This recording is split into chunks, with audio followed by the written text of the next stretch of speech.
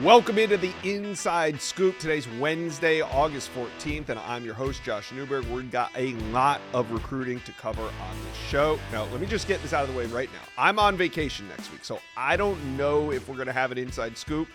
Maybe, just maybe, I'm going to try to have JD Piquel host at least one show. We'll see how it goes. So maybe there's going to be an Inside Scoop next week, maybe not, but enjoy this one.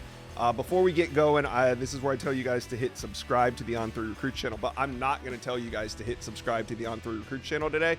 I'm here to tell you that On3, you can sign up right now for just $1 using promo code BERG1. Now, we're always going to keep this On3 Recruits channel free, always. But if you want to join right before the season starts so you can read Steve Wiltfong, Chad Simmons, NIL intel from the great Pete Nakos, then go to on3.com right now, use promo code BERG1 and sign up for just $1. Step your game up before the season begins. All right, let's get going here. Let's take a look at the top 10. Here it is. Ohio State still has a chokehold on the number 1 spot. Alabama 2, LSU 3, Georgia 4, and Oregon rounds out the top 5. Then you got Auburn, Texas A&M.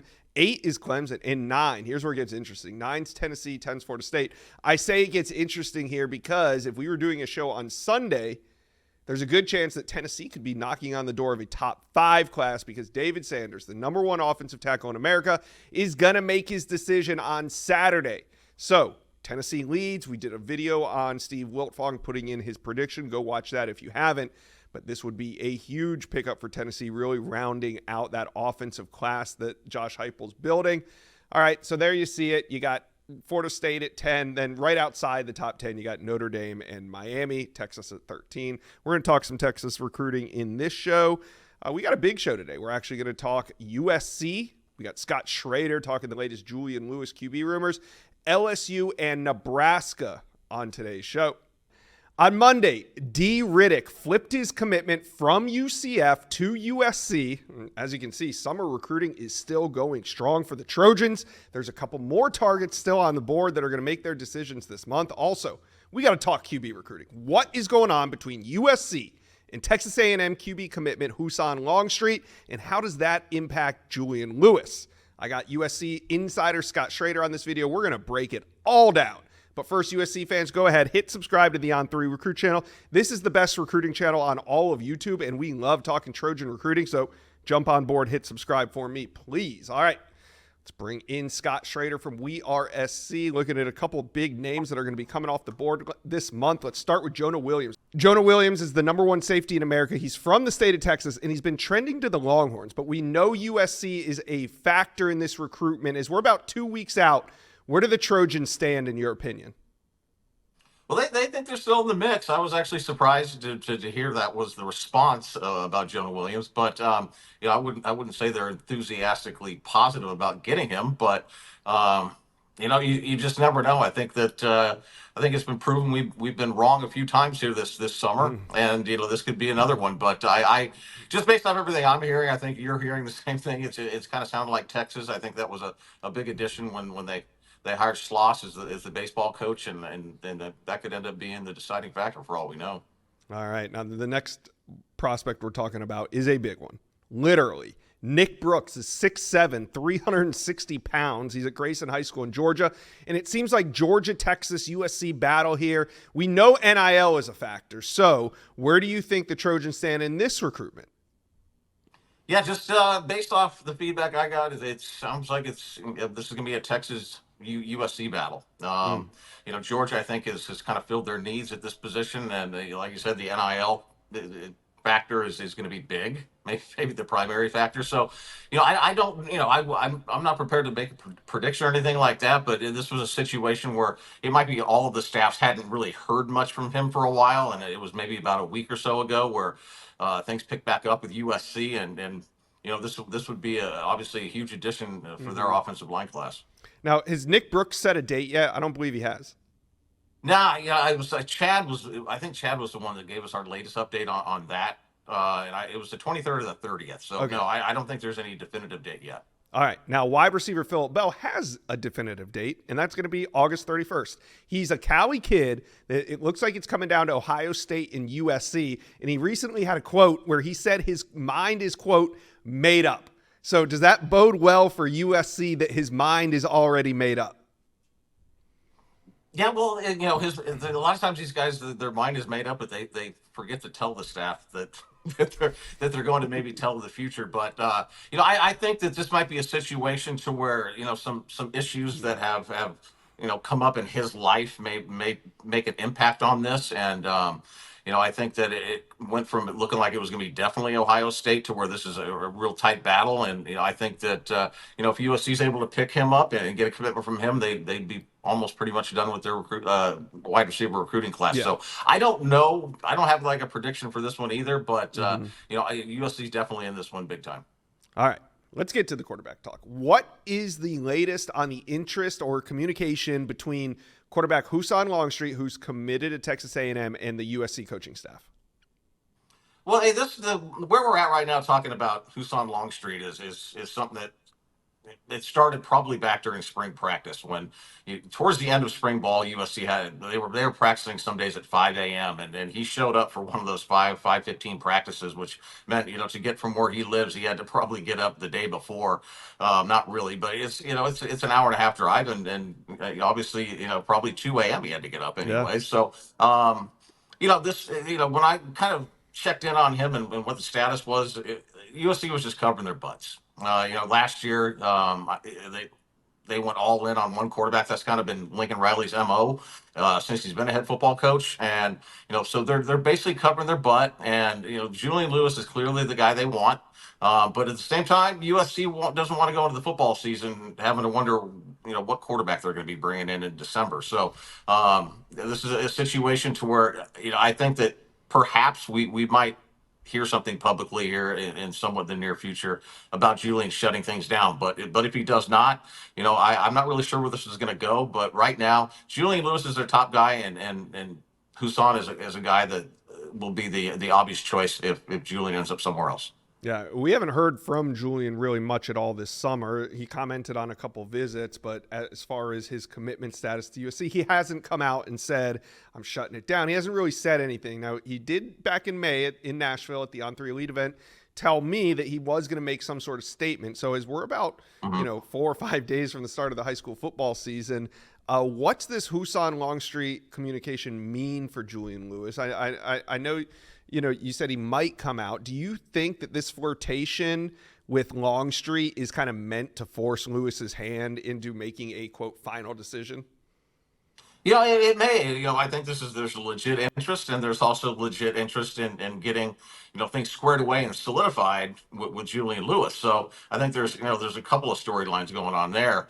But it's a situation to where it kind of caught me off guard that the communication picked up. Lincoln Riley really hadn't talked to him throughout the entire recruiting process, and that didn't really sit well with the family. And I think they finally got on the phone with Riley and they talked it over, and he explained why that he was he had his quarterback, and it's just kind of the way that he's operated. So now we're at the point where I think that USC just would prefer Julian kind of solidifying and letting everybody know he's solid.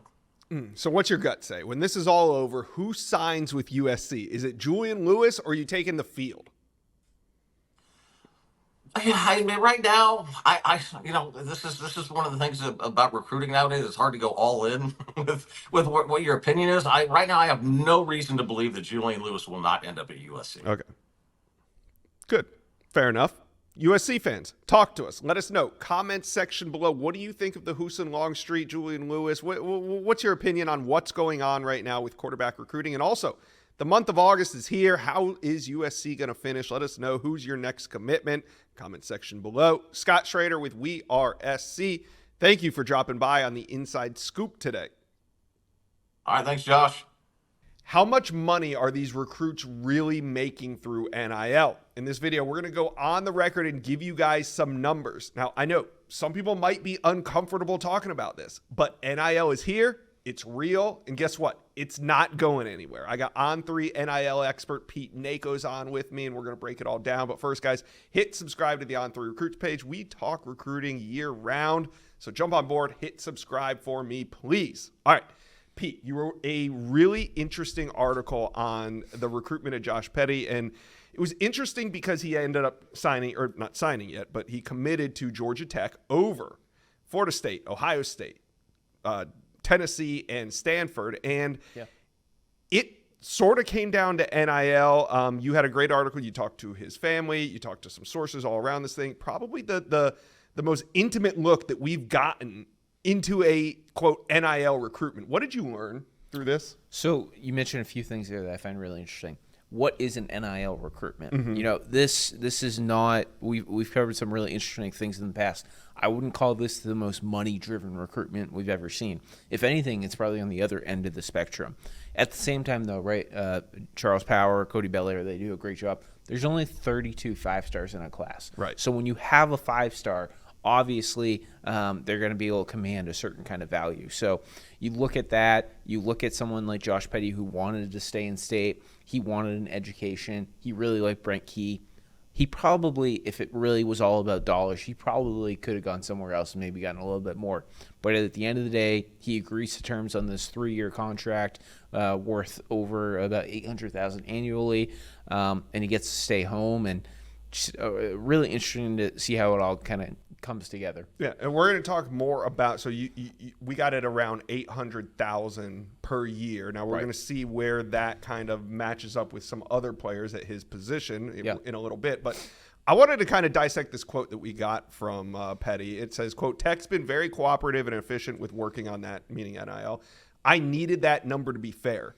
Tech went beyond and above and have really taken care of me." Yeah.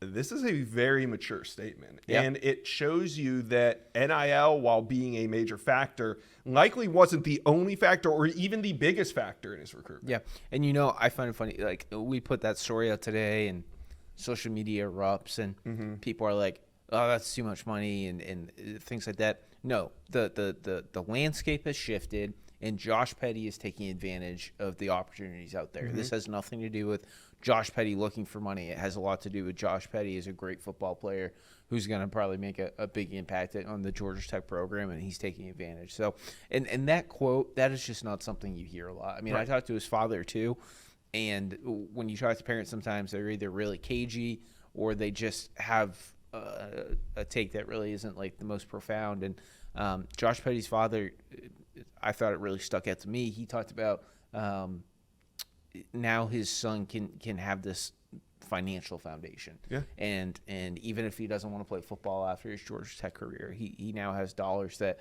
can set him and the next generations up for life. Yeah, the $800K that we are reporting annually is something that, hey, it was admitted. This might not have even been the most money he was offered. So you're worth what the market dictates. Exactly. And so let's talk about the market a little bit. Just this coming weekend, we got David Sanders, the #1 offensive tackle in America, coming off the board. So what are you hearing is the NIL range for David Sanders? If it's $800K for Josh Petty, who's ranked a couple slots below David Sanders, what are you hearing on David Sanders? David Sanders, obviously one of the more talented prospects in this entire class, comes from Charlotte. He's going to announce Saturday.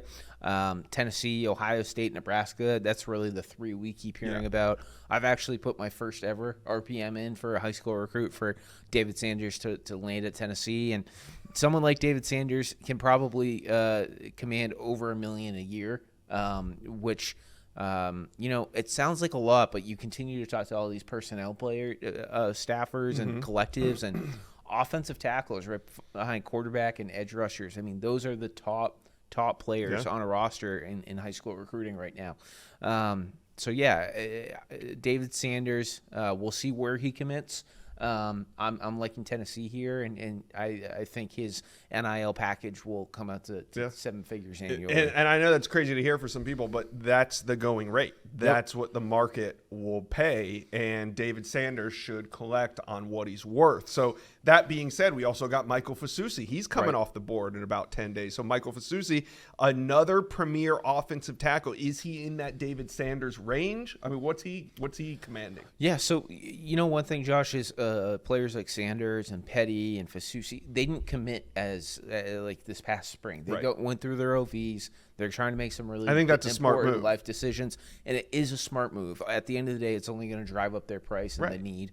And yeah, I think Michael Fasusi is also probably going to command a 7-figure annual NIL package. And the other thing to mention here too, I wrote about it.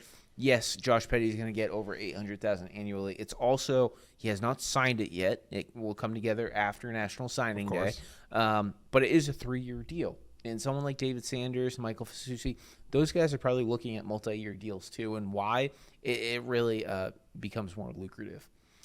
Now that we're 4 going on 5 years into this NIL era, what are you hearing about budgets when it comes to high school recruiting, not transfer portal, because I think the two budgets are probably separate. It seemed like high school, of course, anytime you enter a new market, there's gonna be some wild swings. Right.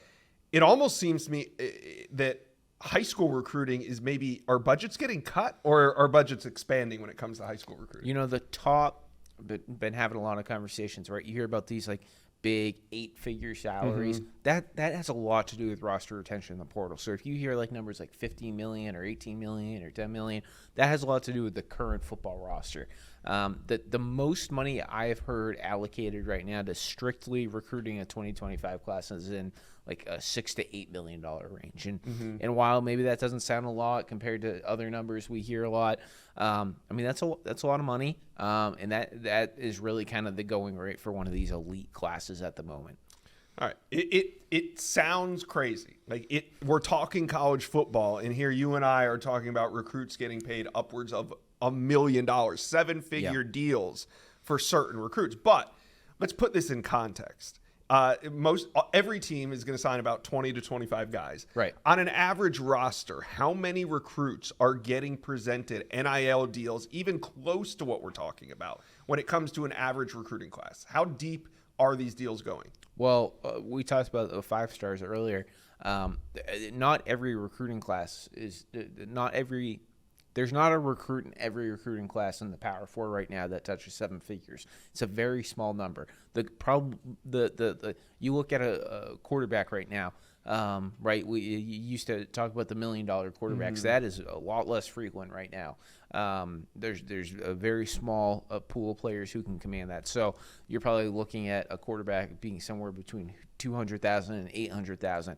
And I know someone in the comments is going to say that's a really big spectrum. Well, there's a lot of different NIL budgets right now. So I think that odds are either some recruiting classes, right? Prospect hasn't even talked NIL dollars. Right. Some are probably a lot are probably gonna make under 6 figures.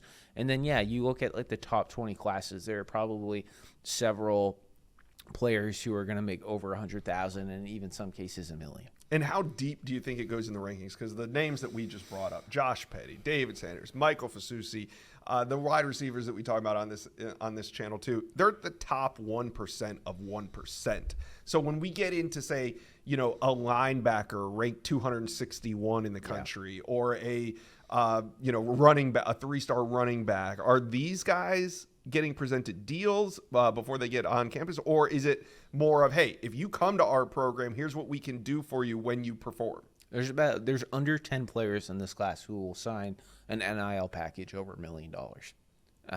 If you look running back and linebackers, if I can be honest, they're not similar to the NFL. They're not exactly valued very high when it comes to packages.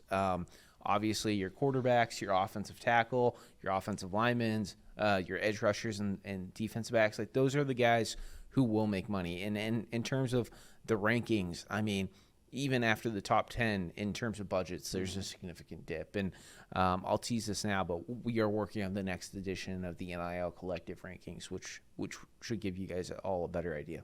All right. Really cool stuff. The article with Josh Petty, you guys need to go to On3 and go check that out, because it really reveals, it kind of pulls the curtain back a little bit on how NIL works and the process of which families go through it with these programs, and how it's not the end all be all. I think if you read the article, you kind of understand where NIL fits in modern day recruiting.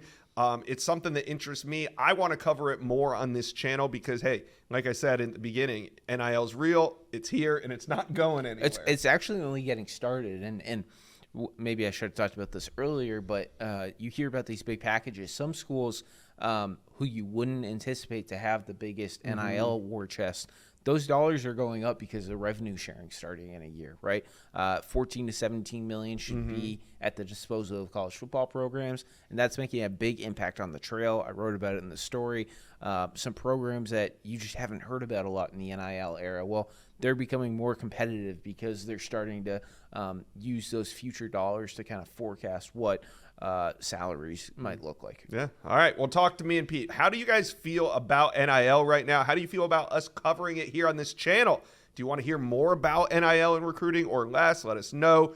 Comment section below. New Texas predictions have been rolling in this week. Trending now to Texas. You got Jamie French, 5-star Michael Terry, 5-star Michael Fasusi. And Texas just landed a 5-star in Khalil Lockett last week.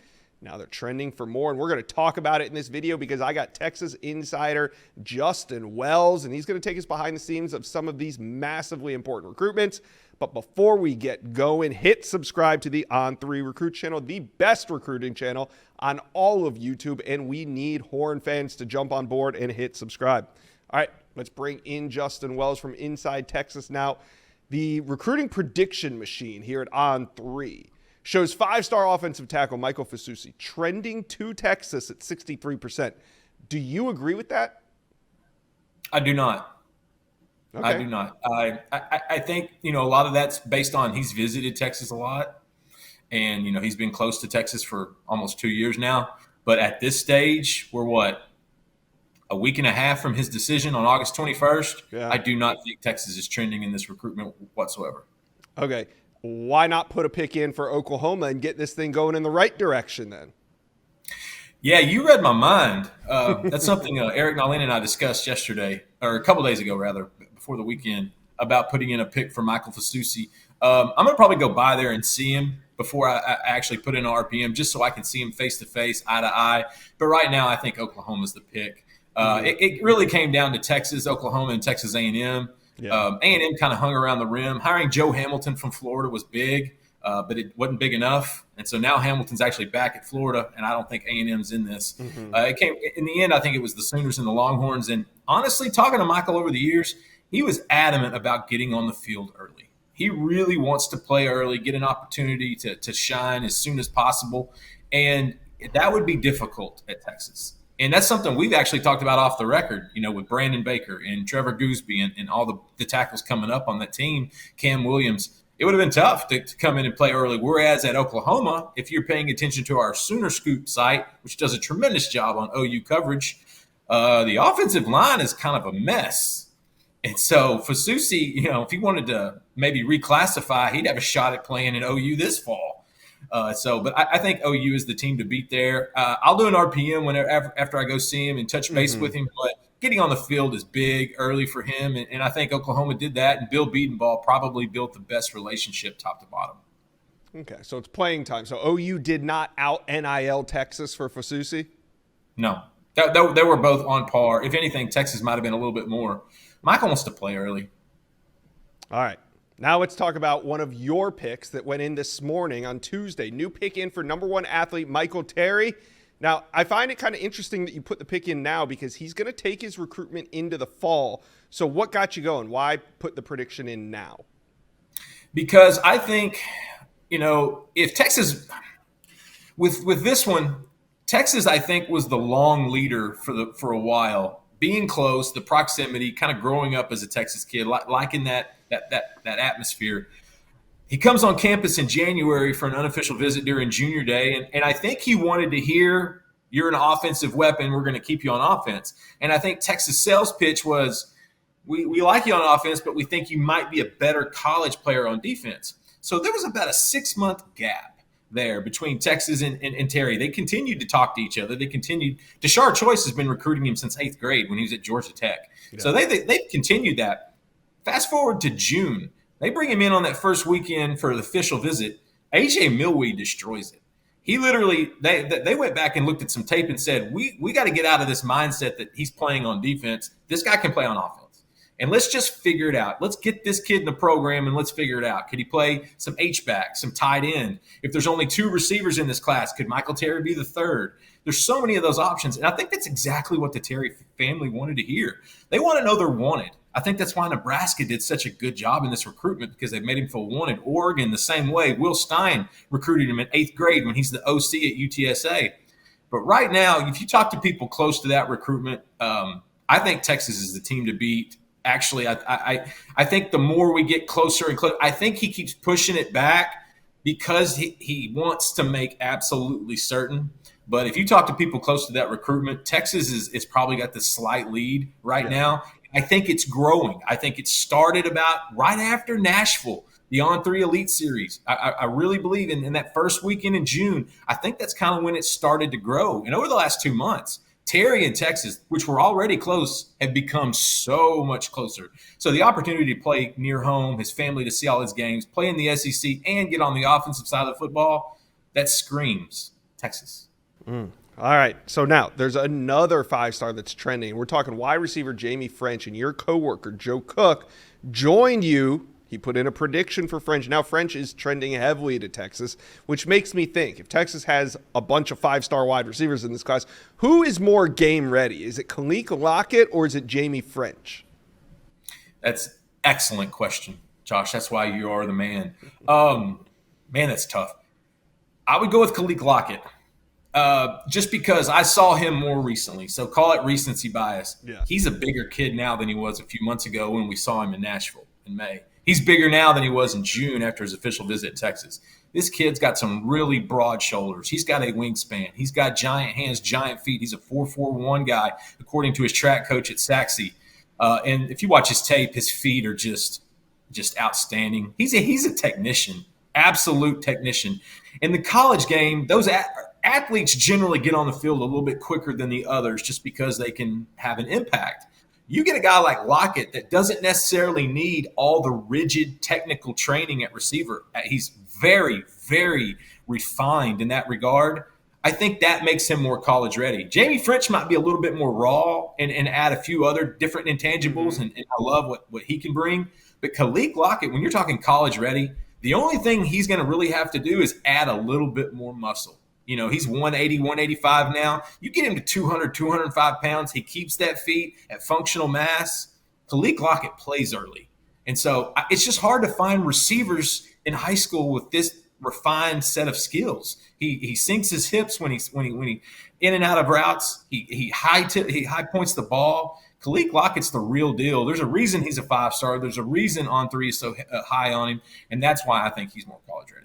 Let's stay on 5-star wide receivers, and this time talk about a generational type wide receiver in the 2026 class, and that's Chris Henry Jr.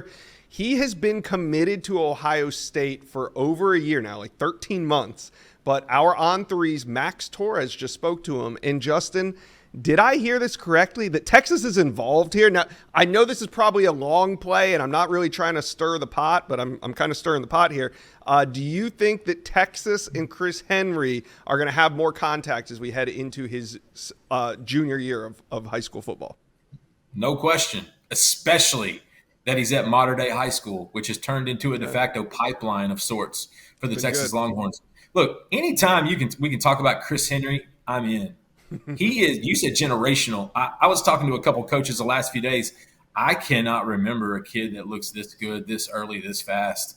You could put a D1 uniform on him and throw him out into a college practice, and I don't think there would be a lot of separation. Mm-hmm. And he's 16 years old. He's every bit of 6'5 and a half, 6'6", 195 pounds. Ohio State, they got an early lead on this one. Son of former NFL receiver Chris Henry.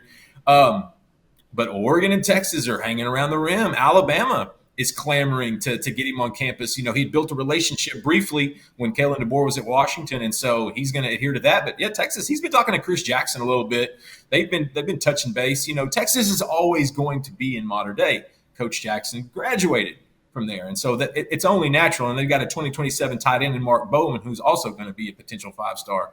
But Chris Henry, Texas, Chris Henry is solid at Ohio State. Yeah, don't get it twisted. No doubt. He's solid, but when you watch Texas play, when you see Quinn Ewers, you see Arch Manning, you see the draft, you see what they do on offense, it's hard to ignore. And he even told Max Torres that. He's like, you know, this is something that, you know, I'm going to pay attention to Texas. They do a lot of good things. They have a lot of talent there, and their offense is special. And I think that's also going to be the reason Oregon is going to stay in there as well. And so, but yeah, that just helps us to know we can cover Chris a little bit longer, because I love that Texas is involved. I didn't know how much they were going to dive into it.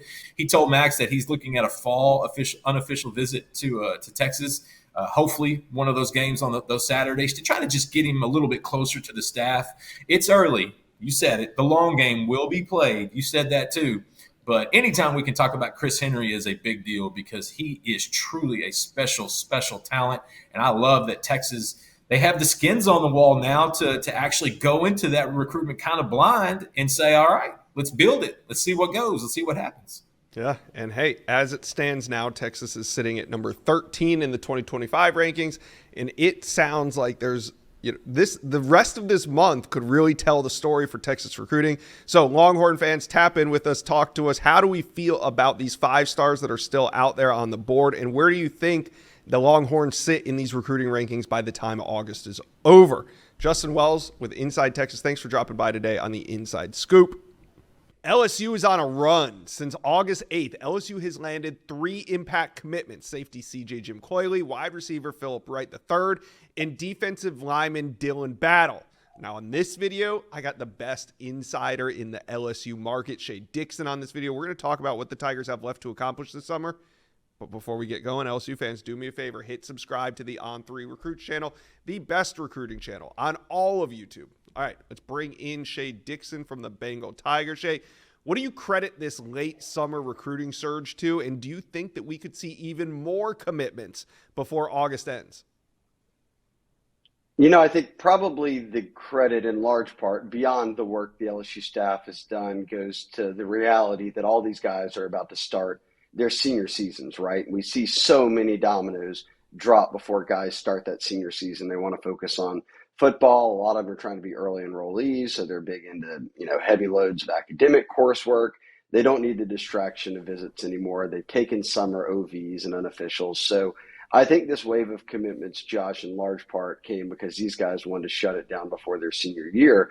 But all 3 of these guys were guys that they hosted on official visits. Well, at least 2 of them were. Philip Wright being in-state, they had not yet, but had made big priorities over the spring and into the summer months. So none of them come as a major surprise. All right, LSU sitting at number 3 in the On3 industry team rankings. Now, we know, like you said, a lot of these decisions are happening before summer ends. But as we head into fall, what are the major needs the Tigers still have to address? I think they still want corners, and they'll be after some, obviously, beyond DJ Pickett, who's On3's number 1 corner. Does that mean going out and getting an uncommitted corner? We'll see. Does it mean flipping someone who's been a long-time target for the staff? A guy like Cade Phillips is someone they've always been high on. He committed to Texas this summer, but you don't let up when you have a guy like that you really prioritize. So that will be one position. I do expect them to add another D lineman. A guy to watch there is Walter Mathis out of Georgia, Buddy Mathis. Add a second tight end. A guy there to watch would be Mike Tyler, who is announcing this month. And Josh, we know 5 stars move the meter at wide receiver and safety. 2 of them announced this month. Jamie French, the wide receiver out of Florida, and then Jonah Williams, the number 1 safety in the country, coming out of Ball in Galveston, Texas. So LSU's got a hat on the table for both those guys. We'll see how that unfolds, but I don't think they're done yet in August. A couple of those guys that I mentioned, Mathis, as well as Mike Tyler, have announcements as well before their senior year. So they've addressed positions well, Josh, from the top to bottom. Hell, right there in that studio you're sitting in, you had the number 1 overall prospect, Bryce Underwood at quarterback, and the number 1 running back, Harlan Berry, there during the On3 Elite Series. Really, from top to bottom, this is an elite class. And now, as of the latest On3 industry updates, Josh, the 3 teams with above a 93 average rating per commitment are Bama, Ohio State, LSU. Those are the top 3 teams in the rankings, and all 3 of them have been at number 1 at some point this cycle. So the race for number 1 is still on for LSU. Yeah, we also had DJ Pickett, the number 1 cornerback in the country. Our On3 LSU ties go deep, Shea Dixon. We are tied in with the LSU fan base. Trust me. Who else sat in that room? Do you have any other guys that maybe are going to end up in the class? Pickett was not committed when he sat in that room. Yeah, that's true. That is true. Maybe it was the fact that Bryce Underwood and Harlan, I don't know. All right, so we love to talk flips. You mentioned one briefly at the DB position, but who are some flip targets LSU fans should keep an eye on as we head into football season? I did a story on this for the Bengal Tiger and listed a number of names you can go check out, but I really based it around guys who are committed to other schools but have not let up contact with LSU, and vice versa, that LSU is still pursuing. Look, CJ Wiley was one guy at receiver. If they don't get Jamie French, they need a 4th receiver. Do they offer somebody new? They're in it with Jerome Miles, an uncommitted prospect out of Utah, an On3 top 10 receiver. But CJ Wiley's a legacy, and everyone thought that was going to be Georgia or LSU. Does that FSU commitment stick? They'll continue to recruit him. And then on the defensive side of the ball, look, on the D-line, obviously they're trying to rebuild in a big way. I think that with 3 commitments in, a 4th could be possible here with Buddy Mathis. But if the right guy wants in, they'll take him. And Jordan Crawford, for me, committed to Auburn. Coming out of Birmingham is one of those guys. He's been high on Bo Davis and Blake Baker, LSU's D-line coach and defensive coordinator, respectively, both their wish lists at the defensive line. And he's visited. The only official visit he took this summer was to LSU, and he doesn't say a lot, Josh. There aren't a lot of interviews out there about him, so I've kind of kept him on my watch list for potential flips. All right, LSU fans, tap in, talk to us. How do you feel about this summer, and what about heading into the fall? Who's your biggest flip target? Let us know. Comment section below. Shea Dixon with the Bengal Tiger. It's going to be an exciting fall season. You guys go head over to that website. They do it better than anybody else. Appreciate you stopping by the Inside Scoop today. Let's talk some Nebraska recruiting. There's 5 stars on the board for Matt Rule, and right now the Huskers have a top 30 class, but they're looking for more. I got Sean Callahan from Husker Online on this one. We're going to talk some Nebraska recruiting, but first, make sure you guys are subscribed to the On3 Recruits channel. We're out here talking Nebraska recruiting all off season long, and here we are heading into the season. Make sure you guys are subscribed. All right, let's bring on Sean Callahan from Husker Online, and let's start with the 5-star intel. Athlete Michael Terry III has announced that the Aggies are out. It's down to 3. Nebraska, Oregon, and Texas. No date set on his commitment. He's already locked in an unofficial visit with Nebraska for the fall. What do the Huskers need to show him this season? Yeah, I think the key is the fact that he's extended things out. I like that for Nebraska because there's a lot of unknowns, particularly with Dylan Raiola and what this offense is going to look like. And if he was going to just make his decision right now, I mean, I think Texas would have a pretty big advantage. But the fact that he wants to come back to Nebraska again, he's in constant communication with Dylan Raiola and the Husker staff, and they'll get him back maybe for the Colorado game, which is going to be an unbelievable atmosphere, one of the best early season atmospheres for any September game in college football with the NBC game at night. I think they got a real opportunity if he makes it in for that game.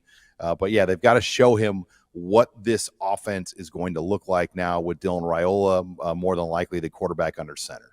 All right, more 5-star intel. David Sanders Jr., the number 1 offensive tackle in America, is going to be making his announcement in just a few days, 3 or 4 days. This Saturday, he's going to announce where he's going. Now, Nebraska is in this. It feels like Tennessee has all the momentum as we head in, but just talk a little bit about Nebraska's efforts to get where they are with David Sanders as we're just 3-4 days away. Yeah, I think just for Nebraska to get to where they are is pretty remarkable because it wasn't that long ago, Josh, when we were in Nashville for the On3 Elite Series, he held up 6 hats. Nebraska was not one of the 6 hats. So they've been able to continue to fight and stay in it. to the point where they're in my opinion, the final 2 or 3, along with Ohio State and Tennessee as the other major front runners. They got him back for a second trip. It was a quick trip, but I think Tennessee is 3 or 4 hours from his home in Charlotte. He's been there at least 8 times in the last couple of years, so they've got kind of a familiarity advantage as well, and a location advantage. And look, Nebraska obviously hasn't won. I mean, how many programs that haven't been to a bowl game since 2016 are in it with 2 5-stars? None. So for Nebraska to be even in this position with a guy like Michael Terry and David Sanders, it tells you they still have something to sell here. But now they've got to win, and they've got to put some results on the field. And, a year from now, if they're in a different place as a program, if say they don't get David Sanders this year, they might have a better chance at some of these guys like that in the future. Yeah, it tells me they know how to play the game. And like you said, if they can string together a couple wins, the recruiting will definitely follow. Speaking of recruiting, Isaiah Mosey, he made big news last week when he flipped his commitment from Oregon to Nebraska. Who are some other flip targets that Nebraska fans should keep an eye on as we head into the fall? Yeah, Mosey, not a huge surprise with his dad being on the staff, but just a big win in Kansas City for Nebraska to get a high-profile player out of Kansas City, which is 3 hours from Lincoln. As far as other targets, I don't know if there's just one specific name to watch. I mean, the biggest thing, Josh, is the first month of the season, Nebraska is home for an entire month. And really, when you look at their first 7 games, they play 5 of their first 7 at home. So they have a very good opportunity, particularly with night games on the schedule against Northern Iowa and Colorado, and even a 2:30 game on Labor Day weekend to open things up, where they can bring in a lot of recruits for those first few games. So nothing is off the table. I would not surprise me at all, especially if things get off to a good start, if they could get some notable surprise names in that might be commits elsewhere for visits. And you know how that goes. A lot of times they don't want out that a guy's coming if he's committed elsewhere. Usually you don't find out about it until you see him on the sideline. On campus. Yep, you know how it goes. Because you don't want to potentially ruin the visit before it even happens. All right. Any other local in-state targets that Nebraska is pursuing? Well, Christian Jones is the big one for the upcoming year here still for 2025. Omaha West Side linebacker. Oklahoma is the other real major player. I think Miami is in that discussion as well. If he takes another visit down there. USC was once in the picture with him, and Wisconsin was kind of a dark horse team to watch, but Nebraska and Oklahoma as of late were the 2 big ones. He's the industry rated top prospect in the state, already committed to play in both the All-American Bowl and the Polynesian Bowl. Just a big 6'2" linebacker, has run 10.9 in the 100. He's an elite shot put thrower, an all-around athlete that probably projects more as a true inside linebacker. That is a need still for this class. Nebraska really would like to get another linebacker in this class, and there's no doubt Christian Jones from Omaha West Side would be that guy. All right, Nebraska fans, talk to us. Let us know, comment section below, how we feeling about this class. What is the biggest need still remaining? Let us know, comment section below. Sean Callahan from Husker Online. Thank you for dropping by the Inside Scoop today. Thanks, Josh. Well, you've made it to the end of today's video, but there's hundreds more videos on the On3 Recruits channel for you to check out. And also, while you're here, hit subscribe.